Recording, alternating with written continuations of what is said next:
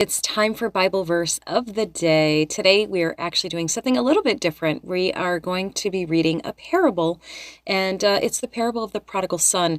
And if you don't know the story, it is the story of a father and his two sons. One of them is wayward, and one of them is loyal and faithful. So the gist of it is the younger son asks for his inheritance and takes it and takes off, hits the road, and wastes it all and lives a not good life. And the older son stays with the father all those years and does everything right, does everything he's supposed to do. And when the prodigal son returns, there is some resentment there. We're going to pick it up in verse 15-20, and then we'll talk about it after. And he arose and came to his father. But when he was still a great way off, his father saw him and had compassion, and ran and fell on his neck and kissed him. And the son said to him, Father, I have sinned against heaven and in your sight. I am no longer worthy to be called your son. But the father said to his servants, Bring out the best robe and put it on him, and put a ring on his hand and sandals on his feet. And bring the fatted calf here and kill it, and let us eat and be merry. For this my son was dead and is alive again. He was lost and is found. And they began to be merry.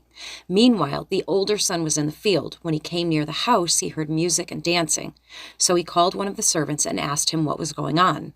Your brother has come, he replied, and your father has killed the fattened calf because he has him back safe and sound. The older brother became angry and refused to go in. So his father went out and pleaded with him.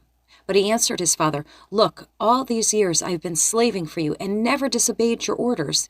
Yet you never gave me even a young goat so I could celebrate with my friends. But when this son of yours, who has squandered your property with prostitutes, comes home, you kill the fattened calf for him? My son, the father said, you are always with me, and everything I have is yours.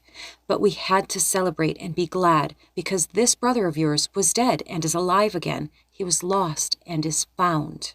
So the theme, of course, of this parable is forgiveness and unconditional love and redemption. And I love that it demonstrates that the father's unconditional love for both of his sons, regardless of their mistakes and shortcomings. And of course, the reason we love that is because it's a beautiful example and reminder of God's love for us, no matter if we're the wayward son or the angry, bitter son. I hope whoever needed to hear this hears this today.